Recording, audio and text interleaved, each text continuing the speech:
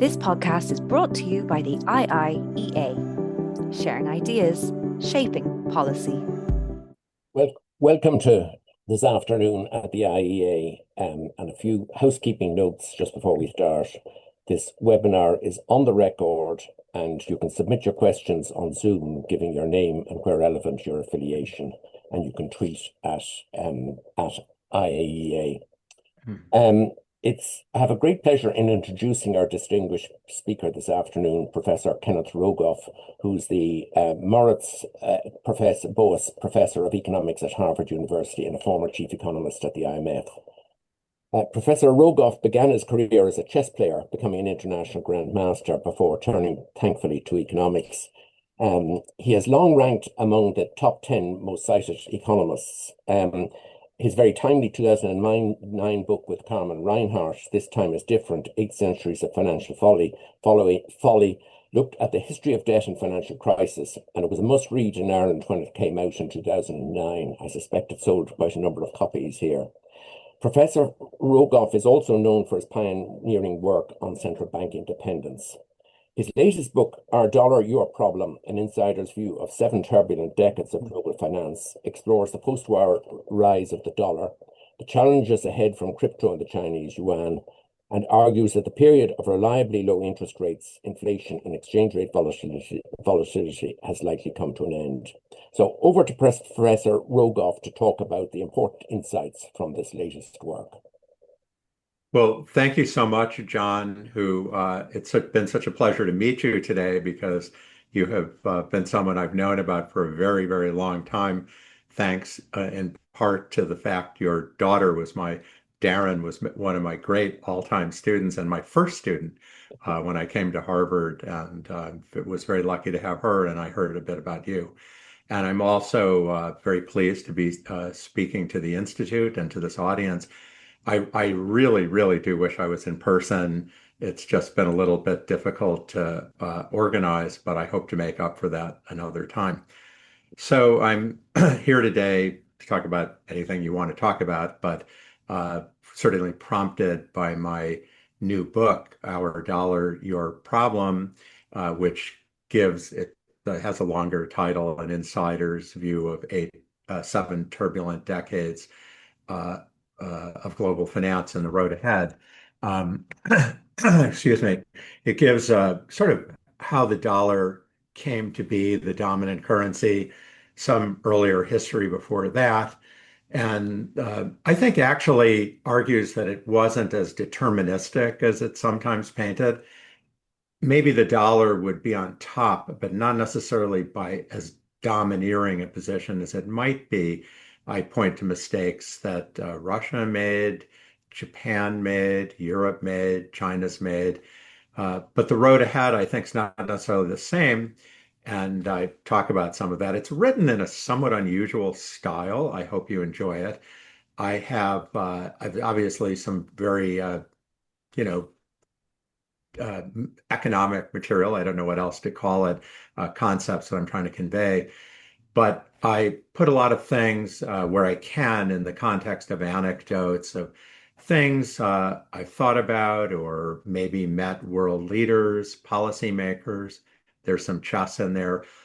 Not just so much to, sprinkle it with anecdotes. It's certainly not a memoir, but try to motivate some of the problems and show there's just things we didn't know. I tried actually to point to some things where I thought I was wrong over time, which I think any honest economist who's lived for a long time is just lying to themselves and to everyone if they don't change their minds about things. I guess Keynes famously said, when the facts change, my mind changes. Maybe I would say when the facts and the theory changes, my mind changes. I don't know. So I should say where the title came from. So the title is Our Dollar, Your Problem, is a slight paraphrase of a famous quote from U.S. Treasury Secretary John R. Connally in 1971. I think a lot of people actually don't realize it, but we were on a quasi gold standard until that year. So after World War II, the countries tried to, at least of Europe, Japan, Canada, tried to reassemble an exchange rate system. And it's centered around the United States. It had the name Bretton Woods, which is after a retreat in New Hampshire where it was agreed upon in 1944.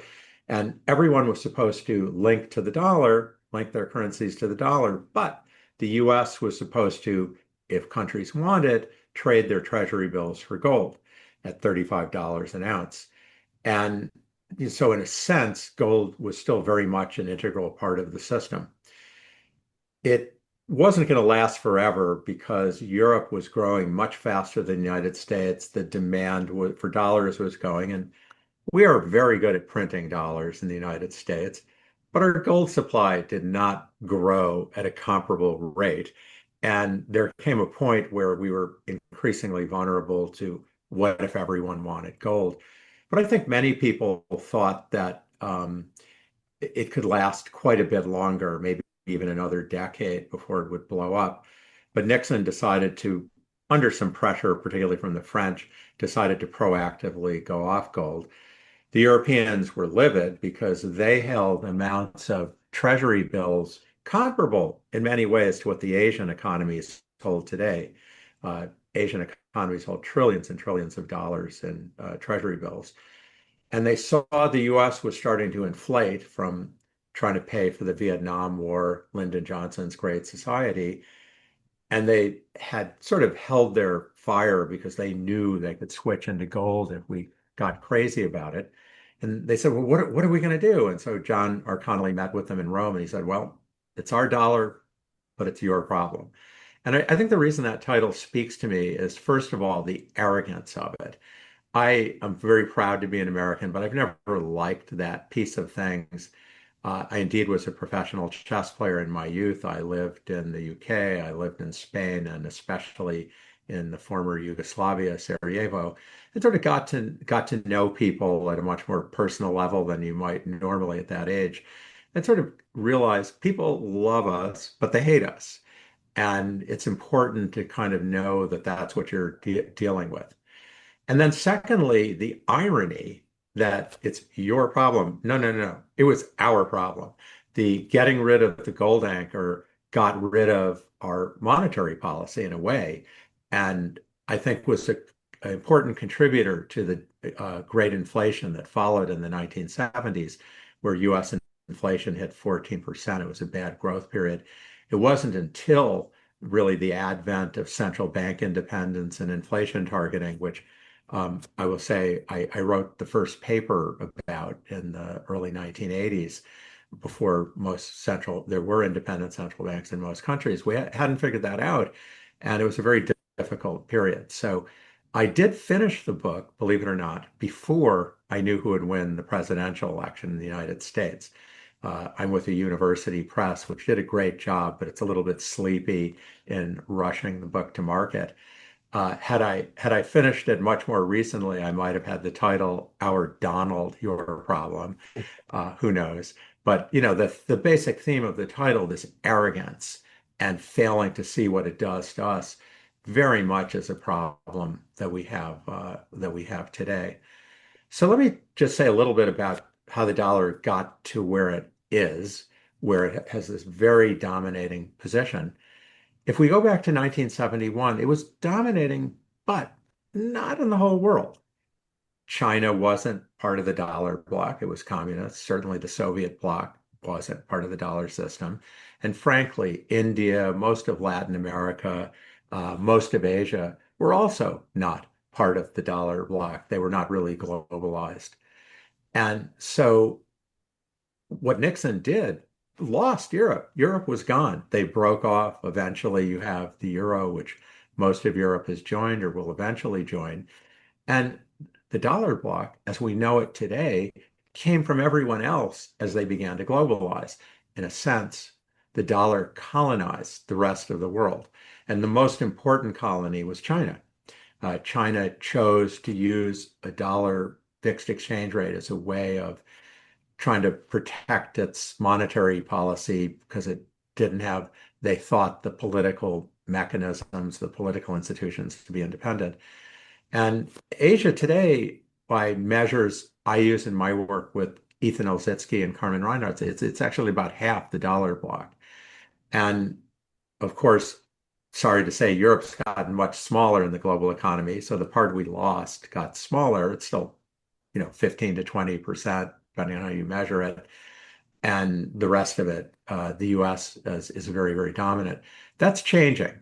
And I was aware of that from my work with, again, Ethan and Carmen, where we had a quarterly Journal of Economics papers in 2019 that had 2015 data, which seems to be about the peak of the dollar. And it's not just looking at these usual things like reserves and what you peg your exchange rate. It's a more sophisticated measure that looks at central bank exchange rate policy.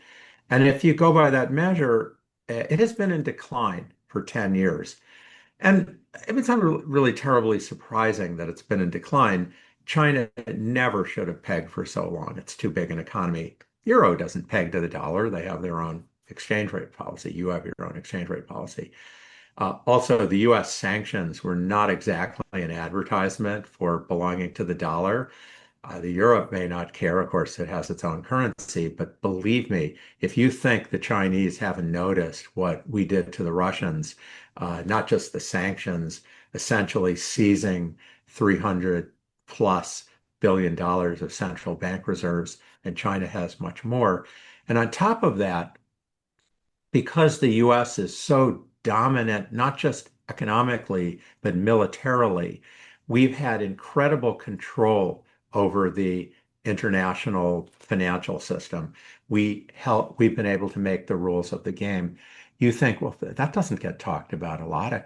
And you can read a lot of certain economists who I prefer not to name, who are very prominent, who say military has nothing to do with it. Boy, is that wrong. It helps you choose the rules of the game. Trump is a very crude man. Sorry, he's our president, but I don't know another word for it. He just says, if you don't use the dollar, I won't protect you. But if you go back and listen to the Watergate tapes with President Nixon, read things, biographies of Lyndon Johnson, he was our president in the 60s, Ronald Reagan in the 80s. We've been doing this forever. We know that having this geopolitical power gives us excuse excuse me gives us control. I've spoken about this widely for many years to many leading policymakers. And I was actually very pleased to see Christine Lagarde say exactly this recently. If we want the euro to be bigger than it is, we need to be a geopolitical power. So I think ironically, Trump, by forcing Europe to remilitarize, has probably given Euro more life coming up in the future. There are other competitors to the dollar I should say something about, and in particular, cryptocurrencies, potentially central bank digital currencies. And I have to say, there's such extreme views on cryptocurrencies. Jamie Dimon, Warren Buffett, Nouriel Roubini, Paul Krugman, I could go on and on, have all said they're worthless. Bitcoin has no fundamental value. And then, of course, we meet these tech bros, I don't know what else to call them, in Silicon Valley, who think, Bitcoin should be worth, there's no limit how much it should be worth. And I think the truth is somewhere in between. It's not worthless because Bitcoin can be used for underground transactions. It is used for underground transactions. I'm not just talking about ransomware. It's much broader. There are actually many papers on this now. It's not so easy to regulate. And the underground economy, well, we have no idea how big it is by nature. It's very hard to measure. But the World Bank and I have a recent paper in the Journal of the European Economic Association with Francesco Papata about this. We estimate it's, in Europe, 17% of GDP, and probably worldwide easily 20 to 25%. So cryptocurrencies are worth something, and they're competing with the dollar now. I won't go off too much further about the other side of this, but there's a chapter in the book I hope you enjoy where I sort of take on, well, again, called the tech bros, who often cite the book Sapiens as proving that money's whatever people want it to be. It's Yuval Noah Harari's book, which has most famous chapters about money, saying if people think it's a money, it's a money. And that there's some theoretical papers by Kiyotaki and Wright, among others, about this. And it's beautiful. It's not true. The government controls what money is. They tell you what your taxes are paid in. They can regulate what banks do. They can pay their suppliers. You can go on and on.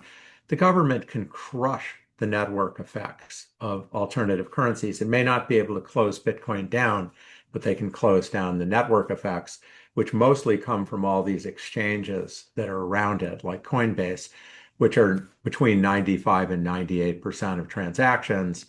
It has been shocking what's going on in the Trump regime of suddenly no regulations. These are just banks. They're not cryptographic anything, and they're going to have problems just the way banks do. So there are reasons the dollar's fraying at the edges, which is the Chinese don't like it, the Europeans think they can do better. But the biggest problems, as in the fall of Rome, are internal.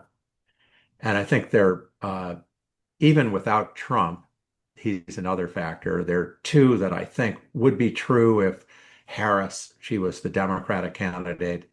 I say that because people have already forgotten. She was the Democratic candidate for president. Had she been president, I think would have been problems. One is our budget is out of control.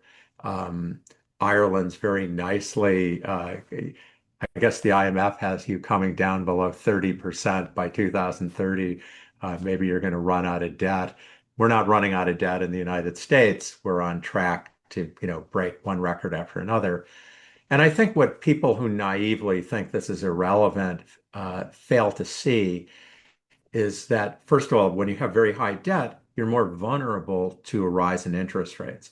And there was a long period where a remarkable number of economists, John, you can second me on this, a remarkable number of economists thought interest rates were just going to go down and down and down. Larry Summers had his secular stagnation theory. Olivier Blanchard was president of the American Economic Association, said debt is free, basically, as far as the eye can see. It should be much higher. I could go on and on. And I debated all these people and others, saying if you look at the history of interest rates, there's some reversion to mean. Why would you think they would just go lower? And I think over the last couple of years, that's happened. And it's been a real wake-up call. I have a recent American Economic Review paper on this with Barbara Rossi and Paul Schmelzing. I'm very excited about. And we have other papers which show that this is just normal. I think interest rates today are normal. They're as likely to go higher as they are to go lower. So that's a problem. And when you're going just up in debt, each time, I don't know the right analogy to make, but you're more vulnerable to having you're less flexible. You can't respond as much in a crisis. We could go on and on about this. And lastly, Federal Reserve independence, that's not in our Constitution. Europe is stronger here, for better, for worse, and we'll see, but I think for better. The ECB is designed in a way where its independence is not so easy to undermine, not by any one country. Whereas in the United States, it's just a creature of Congress. It could disappear in a week. Right now, Congress wouldn't support that. And President Trump, even at 3 a.m. in the morning when he's having hallucinations, probably will wake up and realize that's not a good idea, even though he talks about it sometimes. But that doesn't mean in a stress situation, given another big shock, given a war where interest rates are really pushing up, where our budget deficit's suddenly becoming a problem. Of course, he'll take it away. So would Harris. Harris would have done the same thing. And so one of the conclusions I come to in the book is that it's going to be very hard to fix our debt problem because the voters aren't used to seeing anything like that until we have a crisis, which will probably be an inflation crisis. So let me just conclude my opening remarks before happy to turn to everything and anything of your questions with the book is not just about the history of the dollar, it's a history about thinking about it. What have we learned? What did we get right? What did we get wrong? I argue that the US has been lucky. It's been good, but it's been lucky And I point to mistakes Japan made, for example, in agreeing to a big exchange rate depreciation. I point to euro. I think never, ever should have brought Greece into the euro system so prematurely, which made it much harder to deal with the euro crisis than it actually need have been. China's made a mistake sticking with the dollar so long. And I think the US has been lucky to be so dominant. Not that it might not be first. So think of a world going forward eventually happening faster under Donald Trump, where the dollar's less dominant, less of a share of everything, more rails of the global financial system hiding from the US, going around the dollar. Our interest rates will go up. Maybe, exorbitant privilege, it's what it's called, gives us 0.5% to 1%, but it's going to eat into that. We already have debt problems. We're already having trouble handling interest rates go up. When you're the world's largest debtor, having global interest rates go up is painful, and it'll be more painful. And also, it's going to, hurt our ability to do sanctions, which we do very promiscuously. And then circling it back to my origins as a chess player, when I was living in Europe in the late 60s, and I wasn't yet 18, but Nixon got elected. And I said, I couldn't stand him. I mean, I don't think I really knew much, but I couldn't stand him the way many young people, plenty of old people, but many young people feel about Trump. I didn't want to go back to the United States because my friends were getting, drafted to fight in the Vietnam War. It was terrible. Well, having financial sanctions, it's not a perfect substitute, but it's allowed the United States to significantly intervene without doing that. And an end to this sanctions, an end to our information advantages, having higher interest rates, it's going to be something for us to digest in the future. As for the rest of the world, I think we should look to a more volatile period, more volatile exchange rates, probably a burst of US inflation somewhere, more volatile and higher real interest rates. And going back to my 2009 book, we haven't had a big financial crisis for a while. They don't happen very often. But boy, with this level of volatility, with these high real interest rates, there has to be somewhere an accident waiting to happen. So thank you very much, and I look forward to your questions. This podcast is brought to you by the IIEA, sharing ideas, shaping policy.